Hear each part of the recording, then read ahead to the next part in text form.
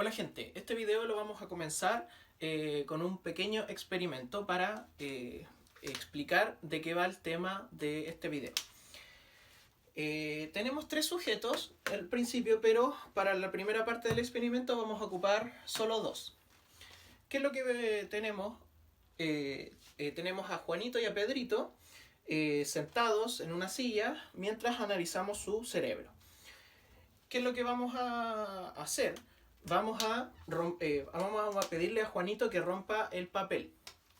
Juanito rompe el papel y se van a activar ciertas zonas en el cerebro que nos van a indicar que Juanito está rompiendo el papel por su actividad en la corteza motora, etc.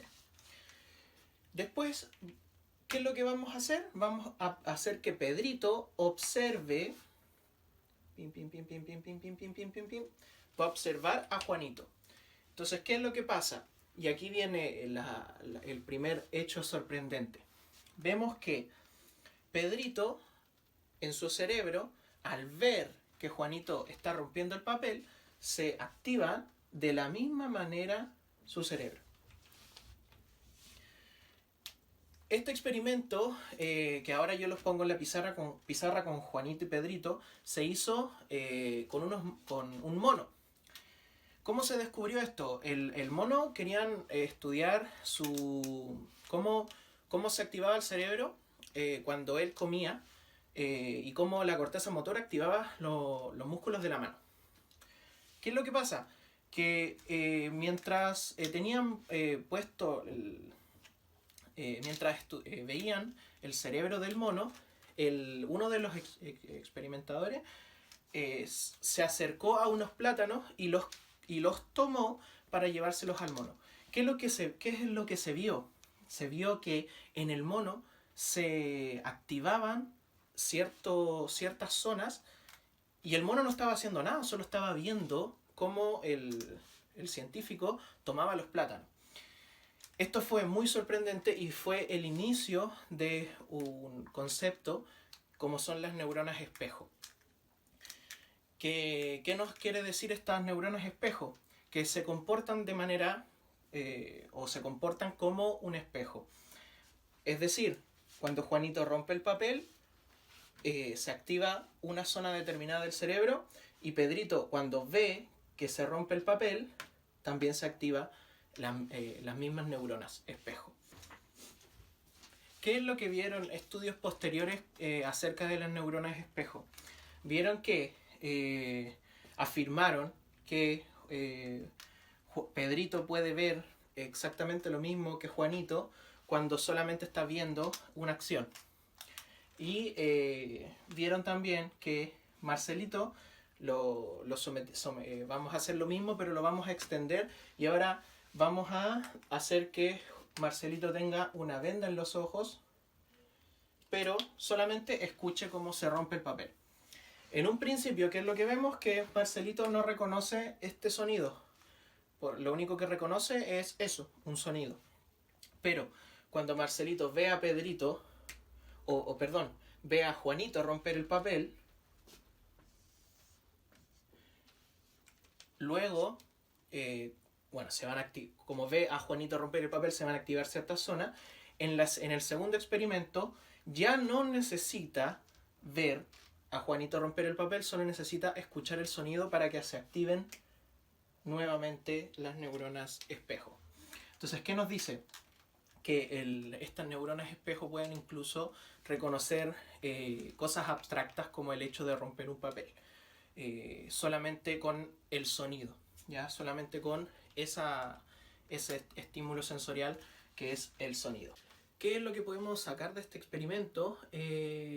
Lo menciona un estudio que se los voy a dejar acá en la pantalla, que dice: se ha sugerido que el sistema de neuronas espejo proporciona un sustrato neuronal importante para la capacidad de los humanos de imitar. Un metaanálisis que utiliza la estimación de probabilidad de activación reveló que el lóbulo parietal superior, el lóbulo parietal inferior, corteza premotora dorsal, no la circunvolución frontal inferior, están comúnmente involucrados en la imitación. Un estudio que revisa 125 resonancias magnéticas funcionales en cerebros humanos nos afirma que los estudios de imágenes cerebrales en humanos realizados en los últimos 20 años han intentado reiteradamente revelar regiones cerebrales análogas con propiedades especulares en humanos, con afirmaciones amplias y a menudo especulativas sobre su importancia funcional en la variedad de dominios cognitivos, desde el lenguaje hasta la cognición social. Vale, entonces una vez que explicamos este concepto de neuronas espejo, ahora vamos a mencionar en qué áreas se encuentran principalmente estas neuronas espejo. Como vemos, principalmente ya van a estas tres zonas. ¿Ya? El área de Broca, que es un área que en términos muy generales, porque es un área muy compleja, pero en términos muy generales, para que se entienda, procesa el lenguaje hablado, produce el lenguaje. Tenemos también que se encuentran en el sistema límbico, específicamente en estas tres zonas, en la corteza insular, en el giro del cíngulo y en el córtex somatosensorial. Y como mencionábamos en el primer experimento, obviamente se encuentran en la corteza motora. Vale, entonces vamos a hablar primero del área de Broca y cuáles podrían ser las repercusiones que tienen estas neuronas espejo en esta área. Primero, podemos ver acá que principalmente estas neuronas espejos se encargan de codificar los movimientos de las manos. Es decir, las neuronas espejos se encargan de, al ver este movimiento de las manos, lo codifican y le agregan un sentido. Esto tiene mucho que ver con las claves no verbales, que es lo que en el video anterior mencionábamos mucho, que es acerca del lenguaje no verbal. El lenguaje, lo que nosotros entendemos cuando la otra persona mueve su cuerpo.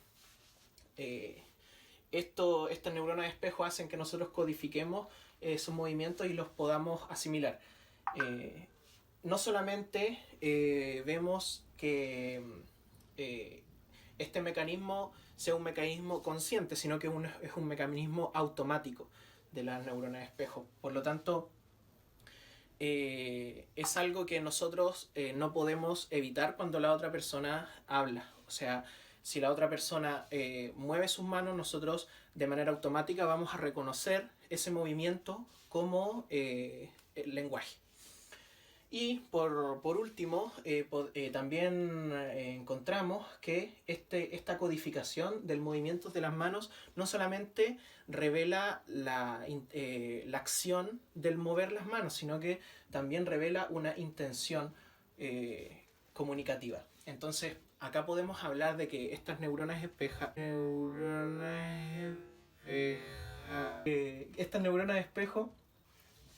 también pueden estar muy relacionadas con el lenguaje histórico, con el hecho de que incluso antes de que existiera el lenguaje verbal, como lo conocemos, también el estudio nos puede decir de que incluso antes de eso nuestro cerebro ya era capaz de comunicarse. Nuestro cerebro ya era capaz de entender intenciones comunicativas a través de los movimientos. Y eso es sorprendente. También podemos encontrar este comportamiento espejo en el sistema límbico, específicamente en esas tres zonas que mencionábamos. Este comportamiento en el sistema límbico nos hace ver o afirma el hecho de que podamos ser empáticos, que podamos comprender las emociones de otra persona. Entonces está muy relacionado con la empatía. Mencionar acá, por ejemplo, una situación que todos hemos vivido, que cuando alguien se ríe, nosotros, como si fuese algo contagioso, también nos comenzamos a reír. También nos señala esta neurona de espejos que mientras más experiencia tengo, más auténtica va a ser la imitación a nivel neuronal. O sea, mientras este comportamiento espejo, mientras más lo entrene, mientras más interactúe con con este sistema, luego mis interpretaciones o mi empatía va a ser más auténtica. ¿Ya? Eso es a eso se refiere con más experiencia, significa más auténtica limitación, es decir, más empático. Luego podemos decir de que este mecanismo especular, este mecanismo de imitación, tiene mucho que ver con un cerebro social, con un cerebro que necesita estar rodeado de personas, necesita estar en interacción con otro individuo. De hecho, estas neuronas espejo nos están diciendo de que somos cerebros sociales. Y justamente esto está muy conectado con la comunicación, el lenguaje histórico, el hecho de que incluso antes de que existiera el lenguaje, nosotros ya, nuestros cerebros estaban determinados para comunicarnos, para interactuar con otra persona. Y para terminar, tenemos el comportamiento espejo, lógicamente, en la corteza motora. Y aquí es donde se hace muy importante decir de que la imitación es una gran forma de aprender un movimiento. Ver o imitar un comportamiento, un movimiento, es una manera mucho más fácil de aprender porque aparte de todos los procesos que ocurren a nivel cerebral para el aprendizaje, aparte tenemos un plus que es estas neuronas que denominadas espejo. Aparte, tenemos algo que se llama el ritmo MU o ritmo MU, que es lo que vamos a hablar en el siguiente esquema. Este ritmo es una onda, ¿ya? Que es constante en reposo y se puede encontrar en estas zonas del cerebro, que son específicamente, supongamos, tenemos el cerebro visto desde arriba y específicamente en estas zonas del cerebro podemos encontrar este ritmo. ¿Cuándo lo encontramos? Cuando, como les decía, en reposo. Este ritmo es como si cuando yo estoy sentado, este ritmo se encuentra de esta manera. Ya vemos la onda de una manera determinada cuando estamos en reposo. ¿Y qué es lo que vemos cuando o qué es lo que observamos? Que esta onda se suprime. ¿Qué significa que se suprima? Que vemos que baja en un 61% esta onda en su frecuencia. ¿Por qué se suprime? Lo que se puede observar es específicamente en 4 momentos. Se suprime cuando imagino, cuando planifico, preparo, ejecuto o observo un movimiento. ¿Esto qué nos dice? Que la corteza motora o esta área que se encarga de los movimientos en el cerebro se activa de igual manera porque el ritmo se suprime de igual manera en cualquiera de estos 4 casos. Entonces, ¿qué nos está diciendo este ritmo? Es que nuestra área motora del cerebro se activa de igual manera en estas 4 fases. Entonces, yo puedo imaginar un movimiento, puedo observarlo, puedo planificar o prepararlo, o puedo ejecutarlo. Entonces, podríamos decir, y esto ya son comentarios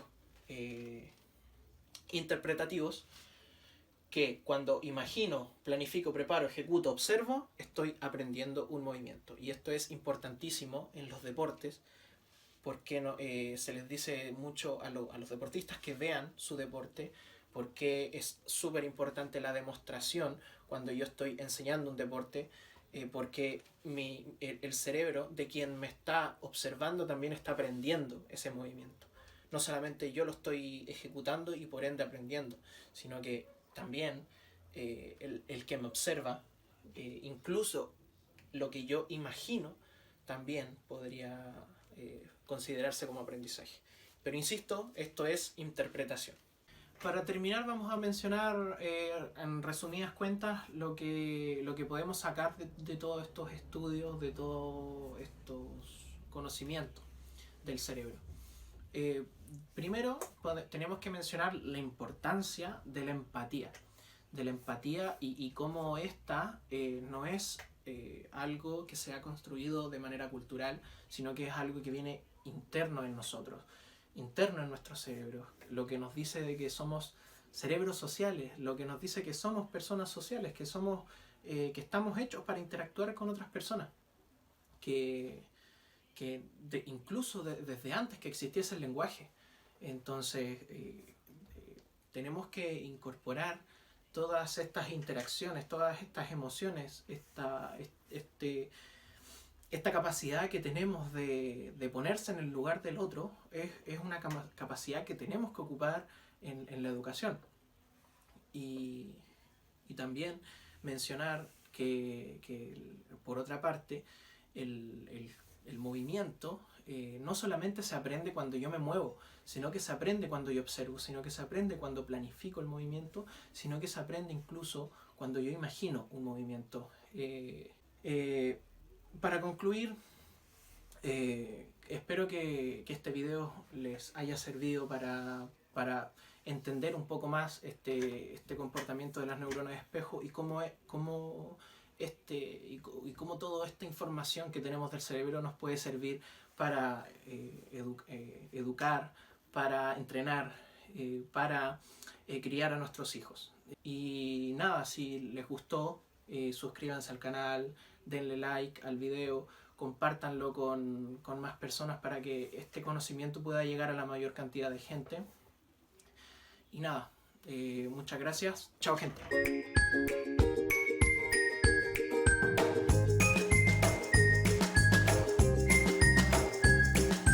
¿Qué pasa cuando yo quiero aprender un movimiento? ¿Qué pasa en mi cerebro?